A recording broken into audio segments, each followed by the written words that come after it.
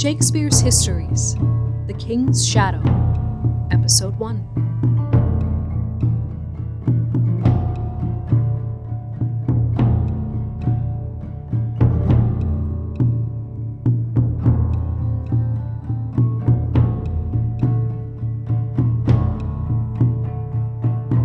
Edward III had 7 sons. The first, Edward the Black Prince, gained renown fighting against France, but died before Ascension, leaving his son to be crowned Richard II at 10 years old. Richard's uncles, Edward III's 4th, 5th, and 6th sons, John of Gaunt, the Duke of Lancaster, Edmund of Langley, the Duke of York, and Thomas of Woodstock, the Duke of Gloucester, jockeyed for control during the king's minority. At the age of 22, Richard announced his intent to govern on his own. He arranged a truce with France and cemented the alliance by marrying the French king's daughter, Isabel of Valois. Saturday.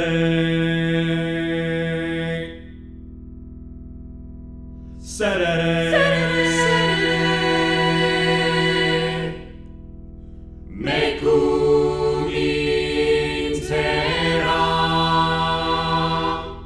It is now 10 years later. Thomas of Woodstock is found dead. His murder shocks the court, and suspicions arise about who is to blame. Saturday.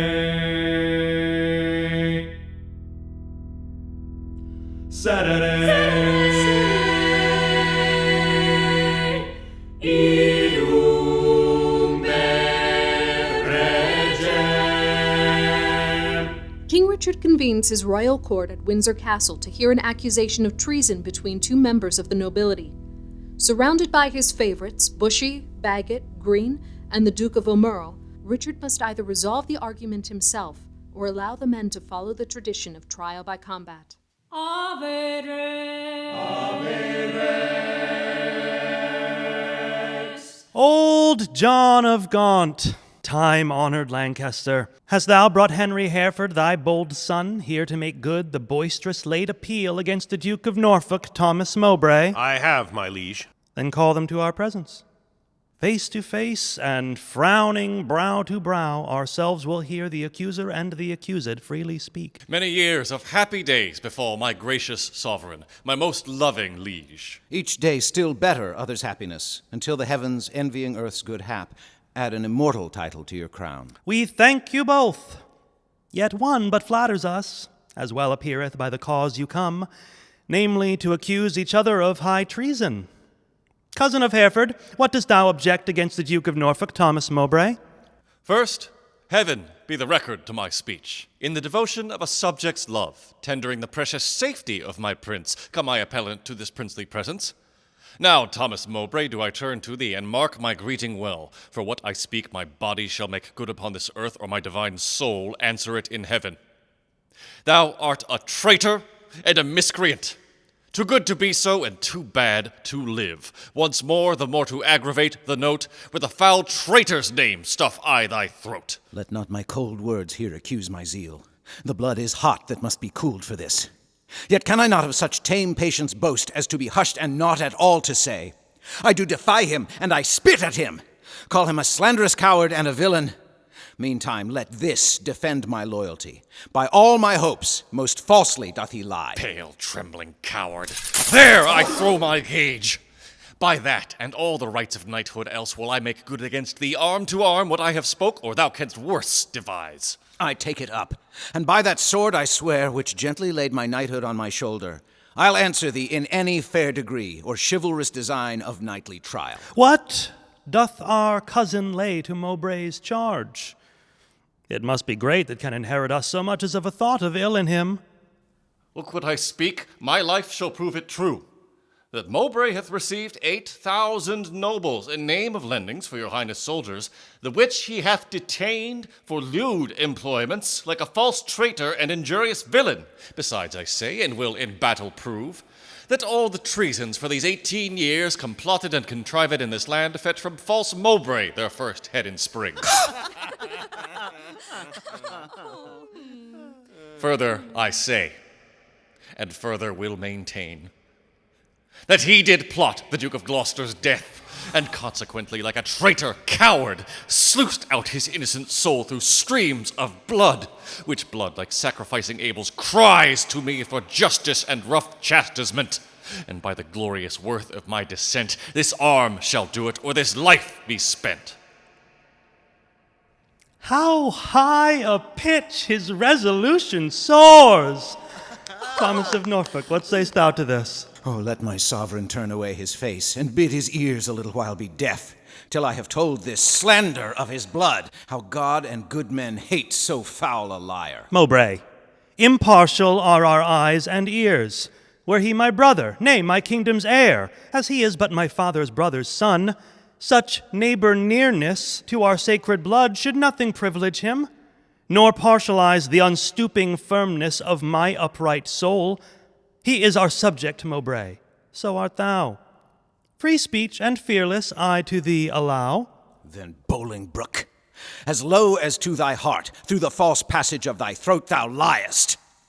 3 parts of that receipt I had for Calais disbursed I duly to his highness soldiers. The other part reserved I by consent, for that my sovereign liege was in my debt, upon remainder of a dear account, since last I went to France to fetch his queen. Now swallow down that lie. For Gloucester's death, I slew him not, but to my own disgrace neglected my sworn duty in that case. This is my fault. As for the rest accused, it issues from the rancor of a villain, a recreant and most degenerate traitor, which in myself I boldly will defend, and interchangeably hurl down my gage upon this overweening traitor's foot, to prove myself a loyal gentleman in the best blood chambered in his bosom. In haste whereof, most heartily I pray your highness to assign our trial day. Wrath-kindled gentlemen, be ruled by me. Let's purge this collar without letting blood. This we prescribe, though no physician. Deep malice makes too deep incision. Good uncle, let this end where it begun. Will calm the Duke of Norfolk, you, your son. To be a makepeace shall become my age. Throw down, my son, the Duke of Norfolk's gage. And Norfolk throw down his. When, Harry? When? Obedience bids, I should not bid again. Norfolk throw down we bid. There is no boot. Myself I throw, dread sovereign, at thy foot. I am disgraced, impeached, and baffled here, pierced to the soul with slander's venomed spear, the which no balm can cure but his heart blood, which breathed this poison. Rage must be withstood. Give me his gage. Lions make leopards tame. Yea, but not change his spots. Take but my shame, and I resign my gage. My dear, dear lord, the purest treasure mortal times afford is spotless reputation. That away, men are but gilded loam or painted clay. Then, dear my liege, mine honor let me try. In that I live, and for that will I die. Cousin, throw down your gage. Do you begin? O God, defend my soul from such deep sin. We were not born to sue, but to command. Which, since we cannot do to make you friends, be ready, as your lives shall answer it at Coventry upon St. Lambert's Day. There shall your swords and lances arbitrate the swelling difference of your settled hate. Lord Marshal, command our officers at arms be ready to direct these home alarms. Ave Rex. In mourning, the court attends the funeral of Thomas of Woodstock.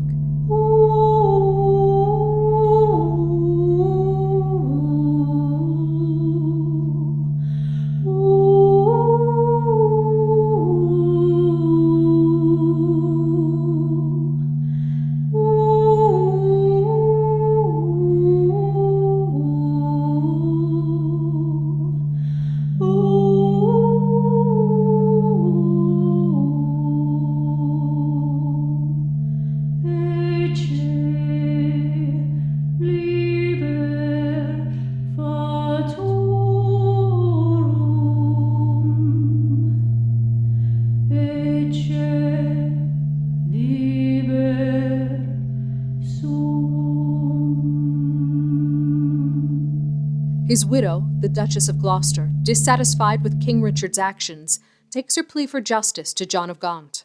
Alas, The part I had in Gloucester's blood doth more solicit me than your exclaims to stir against the butchers of his life. But since correction lieth in those hands which made the fault that we cannot correct, put we our quarrel to the will of heaven. Finds brotherhood in thee no sharper spur? Hath love in thy old blood no living fire? Edward's 7 sons, whereof thyself art one, were as 7 vials of his sacred blood, or 7 fair branches springing from one root. Some of those 7 are dried by nature's course, some of those branches by the destinies cut. But Thomas, my dear lord, my life, my Gloucester, one vialful of Edward's sacred blood, one flourishing branch of his most royal root is cracked, and all the precious liquor spilt. Oh God, his blood was thine! That bed, that womb, that metal, that self-mold that fashioned thee made him a man, and though thou liv'st and breathest, yet art thou slain in him. Thou dost consent in some large measure to thy father's death, and that thou seest thy wretched brother die, who was the model of thy father's life. Call it not patience, Gaunt, it is despair. In suffering thus thy brother to be slaughtered, thou showest the naked pathway to thy life, teaching stern murder how to butcher thee. What shall I say? To safeguard thine own life, the best way is to venge my Gloucester's death. God's is the quarrel, for God's substitute, his deputy, anointed in his sight, hath caused his death. The which, if wrongfully, let heaven revenge, for I may never lift an angry arm against his minister. Where then, alas, may I complain myself? To God, the widow's champion and defense. Why, then I will. Farewell, old Gaunt. Thou goest to Coventry, there to behold our cousin Hereford and fell Mowbray fight. Oh, sit my husband's wrongs on Hereford's spear, that it may enter butcher Mowbray's breast. Farewell, old Gaunt. Thy sometimes brother's wife with her companion grief must end her life. Sister, farewell, I must to Coventry. As much good stay with thee as go with me. Yet one word more. Grief boundeth where it falls, not with the empty hollowness, but wait. Commend me to thy brother, Edmund York. Lo, this is all. Nay, yet depart not so. Though this be all, do not so quickly go. I shall remember more. Bid him, with all good speed at Pleshy visit me. Alack. And what shall good old York there see but empty lodgings and unfurnished walls, unpeopled offices, untrodden stones, and what here there for welcome but my groans? Therefore commend me. Let him not come there to seek out sorrow that dwells everywhere. Desolate, desolate will I hence and die. The last leave of thee takes my weeping eye. King Richard and his court take their place at the jousting field at Coventry. Lady Willoughby, the Lord Marshal of England, summons the combatants into the arena. In God's name and the king, say who thou art, and why thou comest thus knightly clad in arms, against what man thou comest, and what thy quarrel. Speak truly on thy knighthood and thy oath, as so defend thee heaven and thy valor.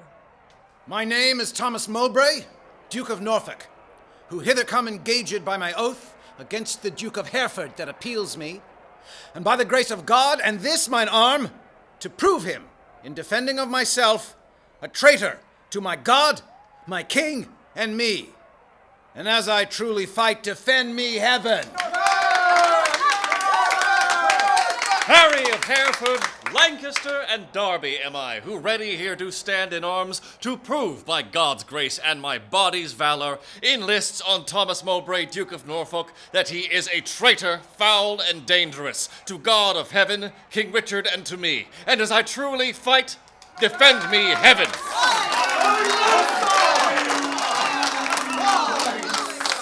Cousin of Hereford, as thy cause is right, so be thy fortune in this royal fight. As confident as is the falcon's flight against a bird do I with Mowbray fight. My loving lord, I take my leave of you. Of you, my noble cousin, Lord Aumerle. O thou, the earthly author of my blood, add proof unto mine armor with thy prayers, and with thy blessing steel my lance's point, that it may enter Mowbray's waxen coat, and furnish new the name of John a Gaunt, e'en in the lusty behavior of his son. God in thy good cause make thee prosperous. Rouse up thy youthful blood, be valiant, and live. Mine innocence in St. George to thrive! However God or fortune cast my lot, there lives or dies, true to King Richard's throne, a loyal, just, and upright gentleman. Most mighty liege, and my companion peers, take from my mouth the wish of happy years.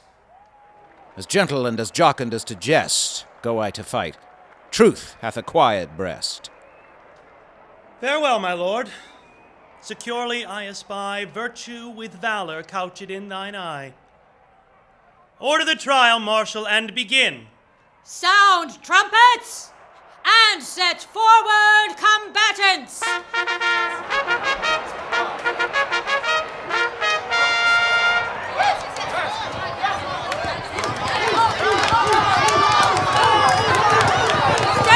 The king hath thrown his warder down! Let them lay by their helmets and their spears, and both return back to their chairs again. Withdraw with us, and let the music sound while we return these dukes what we decree.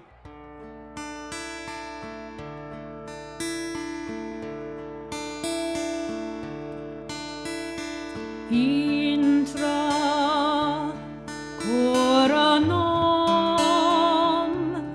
hic mortem, intra coronam reges et filii, reges et filii sunt idem.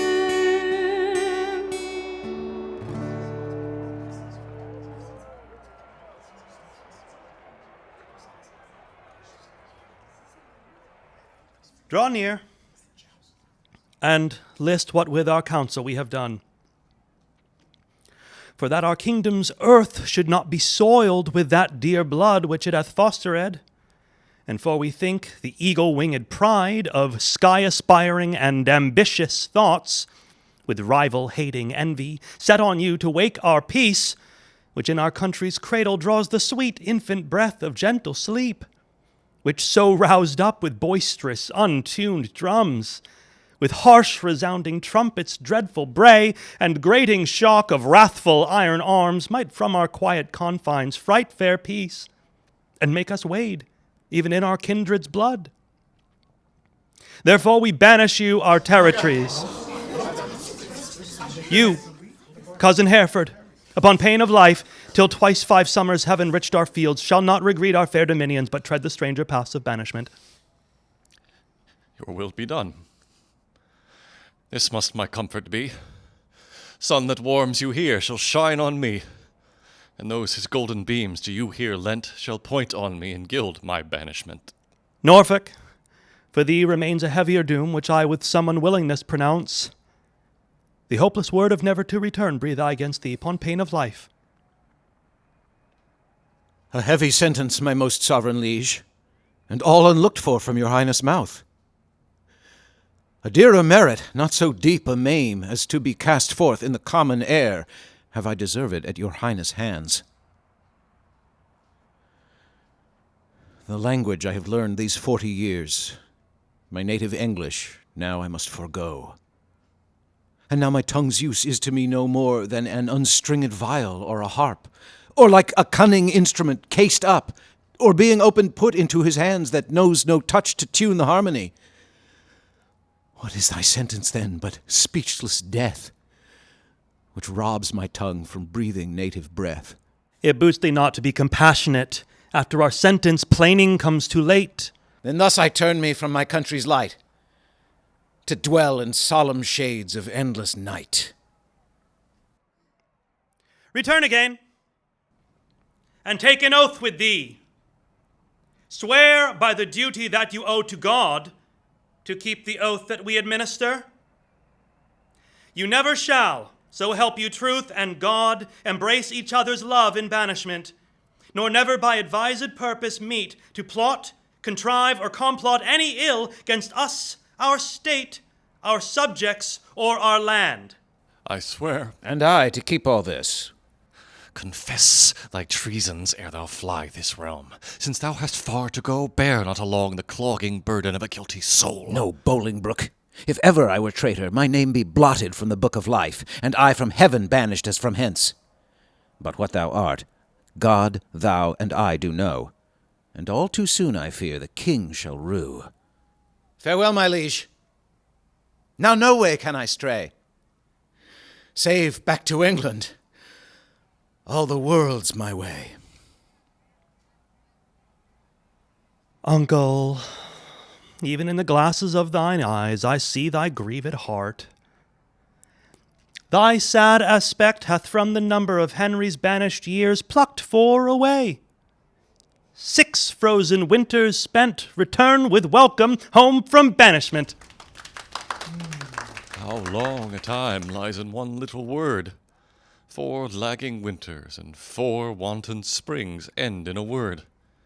Such is the breath of kings. I thank my liege that in regard of me he shortens 4 years of my son's exile, but little vantage shall I reap thereby.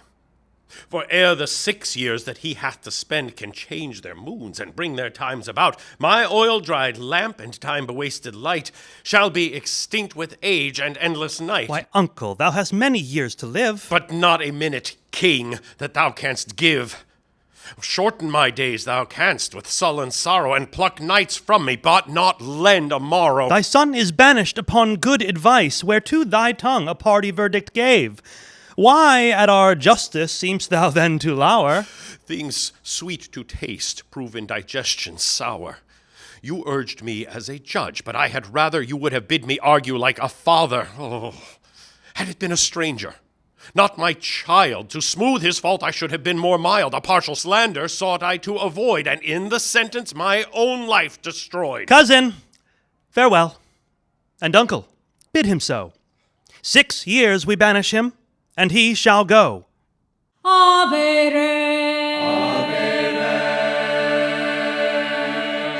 King Richard dismisses the court. The Duke of Aumerle and Lady Willoughby remain behind. Cousin, farewell.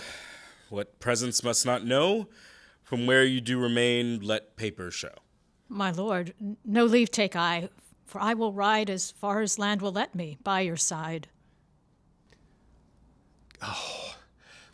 To what purpose dost thou hoard thy words, that thou returnst no greeting to thy friends? I have too few to take my leave of you, when the tongue's office should be prodigal to breathe the abundant dolour of the heart. Thy grief is but thy absence for a time. Joy absent, grief is present for that time. What is 6 winters? They are quickly gone. To men enjoy, but grief makes 1 hour 10. Call it a travel, that thou takest for pleasure. My heart will sigh when I miscall it so, which finds it an enforced pilgrimage. Think not the king did banish thee, but thou the king. Woe doth the heavier sit where it perceives it is but faintly born. Look, what thy soul holds dear, imagine it to lie that way thou goest, not whence thou comest. Suppose the singing birds musicians, the flowers fair ladies, and thy steps no more than a delightful measure or a dance. For gnarly sorrow hath less power to bite the man that mocks at it and sets it light. Oh, who can hold a fire in his hand by thinking on the frosty Caucasus, or cloy the hungry edge of appetite by bare imagination of a feast? Oh no, the apprehension of the good gives but the greater feeling to the worse. Fell sorrow's tooth doth never rankle more than when it bites, but lanceth not the sore. Come, my son, I'll bring thee on thy way. Had I thy youth and cause, I would not stay. Then, England's ground, farewell. Sweet soil, adieu. My mother and my nurse that bears me yet. Where'er I wander, boast of this I can. Though banished, yet a true-born Englishman. I will take that. Cousin Aumerle, how far brought you high Hereford on his way? I brought high Hereford, if you call him so, but to the next highway. And there I left him. And say, what store of parting tear were shed? Faith, none for me. Except the northeast wind, which then blew bitterly against our faces, awaked the sleeping room, and so, by chance, did grace our hollow parting with a tear. What said our cousin when you parted with him? Farewell. And for my heart disdained that my tongue should so profane the word, that taught me craft to counterfeit oppression of such grief, that words seem buried in my sorrow's grave. Mary, would the word farewell have lengthened hours and added years to his short banishment? He should have had a volume of farewells, but since it would not, he had none of me. He is our cousin. But 'tis doubt when time shall call him home from banishment whether our kinsmen come to see his friends.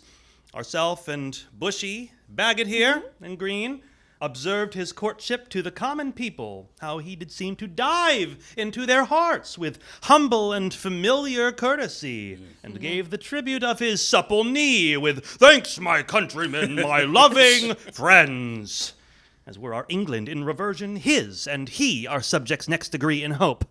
Well, he is gone, and with him go these thoughts. Now for the rebels which stand out in Ireland, expedient manage must be made, my liege, ere further leisure yield them further means for their advantage and your highness' loss. We will ourself in person to this war. And for our coffers, with too great accord and liberal largesse are grown somewhat light, we are enforced to farm our royal realm, the revenue whereof shall furnish us for our affairs in hand. Bushy, what news? Old John of Gaunt is grievous sick, my lord, suddenly taken and is sent post-haste to entreat your majesty to visit him. Where lies he? At Ely House. Now put it, God, in the physician's mind to help him to his grave. Immediately. The lining of his coffers shall make coats to deck our soldiers for these Irish wars. Come, gentle friends, let's all go visit him. Pray God we may make haste and come too late. Amen.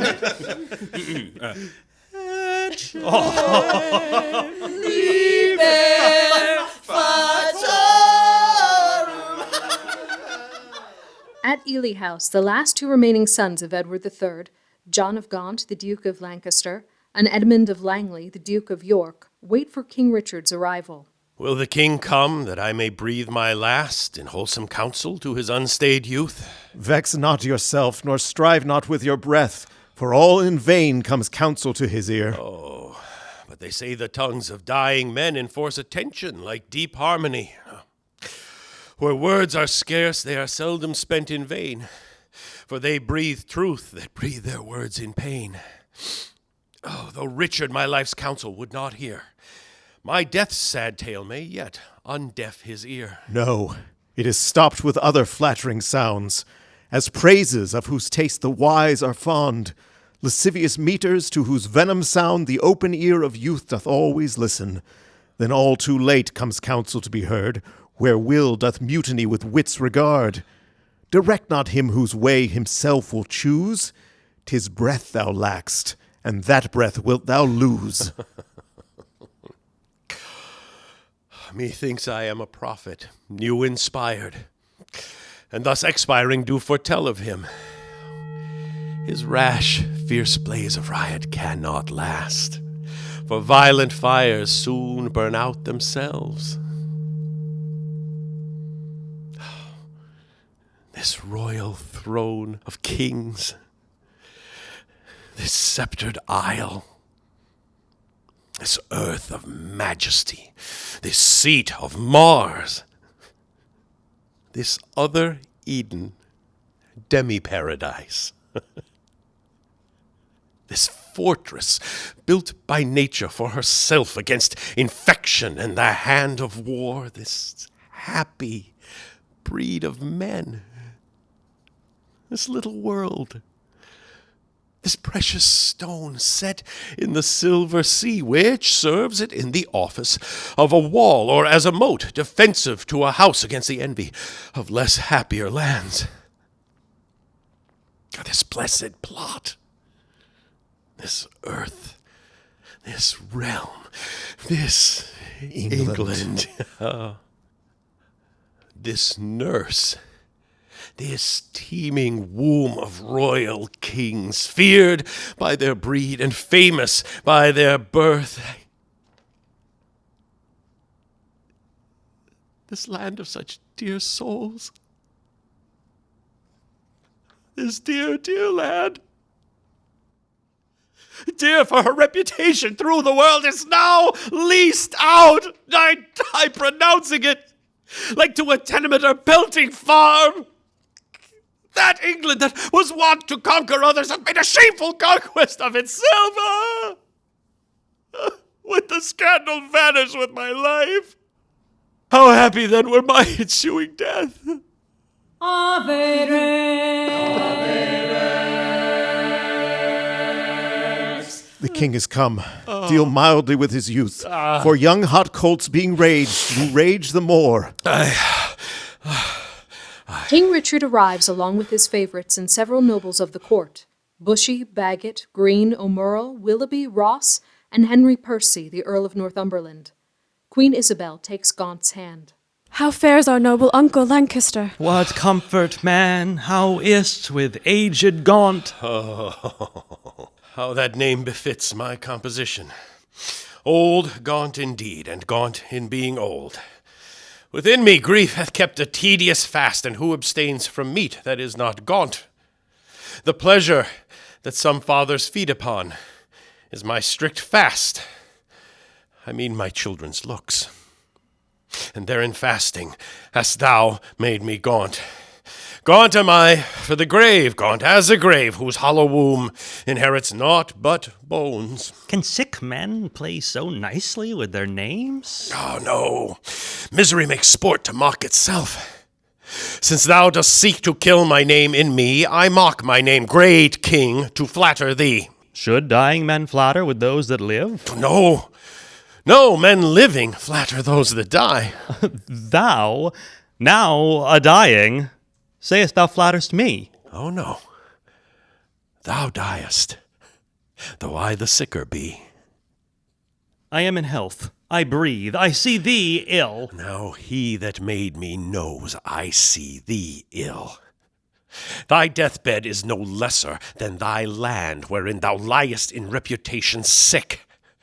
1,000 flatterers sit within thy crown, whose compass is no bigger than thy head, and yet encaged in so small a verge, the waste is no whit lesser than thy land. Oh, had thy grandsire with a prophet's eye seen how his son's son should destroy his sons, from forth thy reach he would have laid thy shame, deposing thee before thou wert possessed, which art possessed now, to depose thyself, my cousin.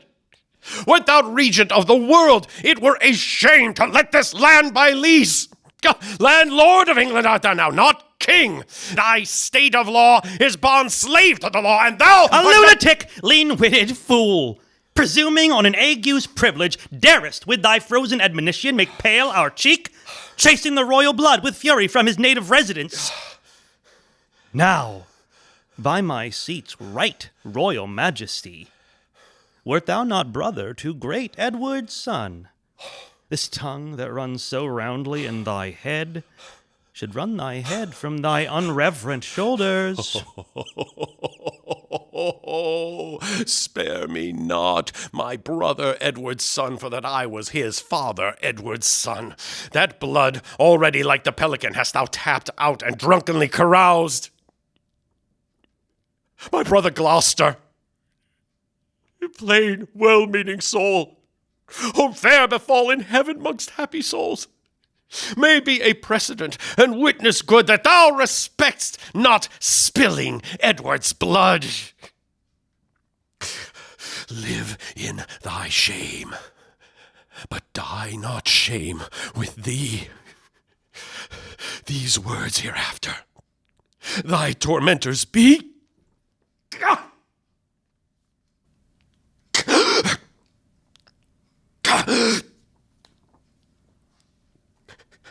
Convey me to my bed. Then to my grave. Love they to live that love and honor have.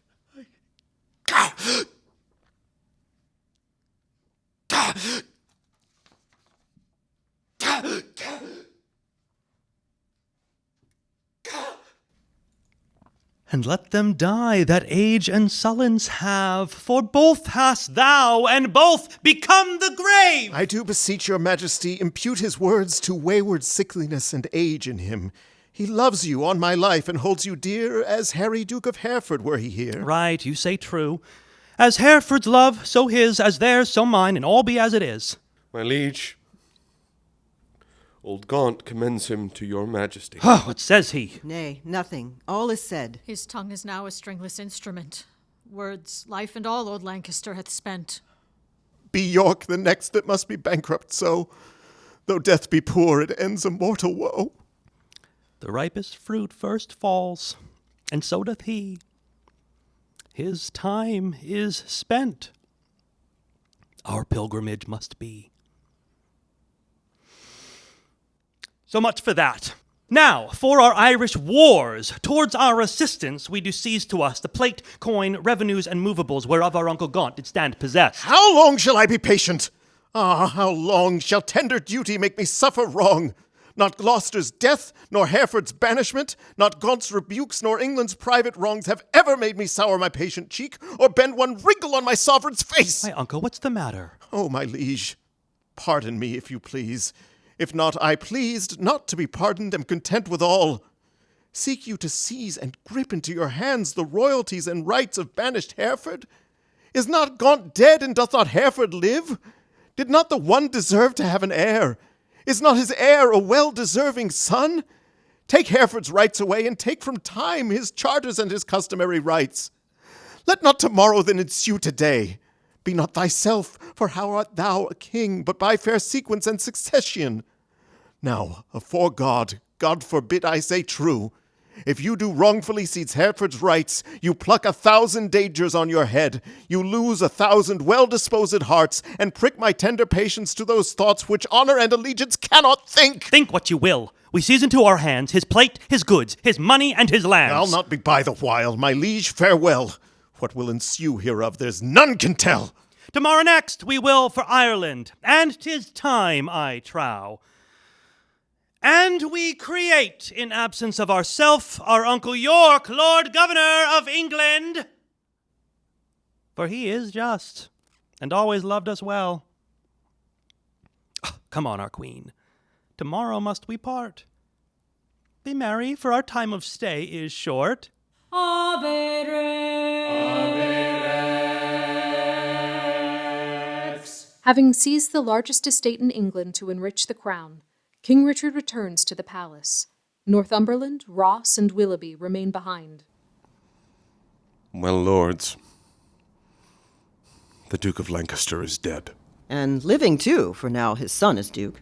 Barely in title, not in revenue. Richly in both, if justice had her right. My heart is great, but it must break with silence ere it be disburdened with a liberal tongue. Tends that thou wouldst speak to the Duke of Hereford? If it be so, out with it boldly now. Quick is mine ear to hear of good towards him. Now, for God, to shame such wrongs are born in him, a royal prince, and many more of noble blood in this declining land.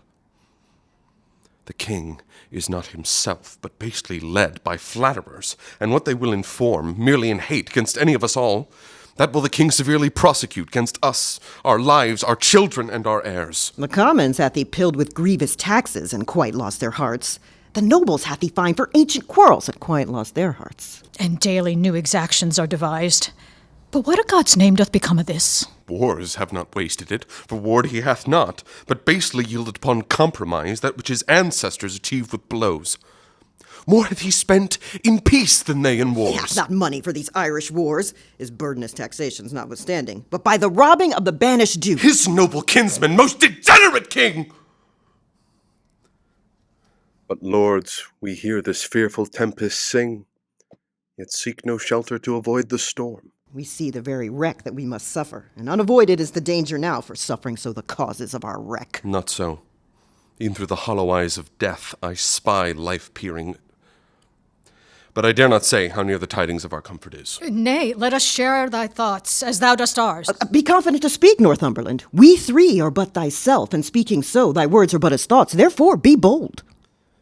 Then thus I have, from Port Le Blanc, a bay in Brittany, received intelligence that Harry, Duke of Hereford, Raynald, Lord Cobham, his brother, Archbishop Lade of Canterbury, Sir Thomas Erpingham, Sir John Ramsden, Sir John Norbury, Sir Robert Waterton, and Francis Coint, all these well furnished by the Duke of Bretagne with 8 tall ships, 3,000 men of war, are making hither with all due expedience, and shortly mean to touch our northern shore.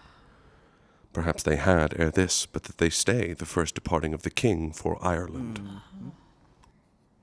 If then we shall shake off our lowly yoke, wipe off the dust that hides our scepter's guilt, and make high majesty look like itself, away with me in post to Ravenspur. But if you faint, as fearing to do so, stay and be secret, and myself will go. To horse, to horse! Urge doubts to them that fear. Hold out my horse, and I will first be there.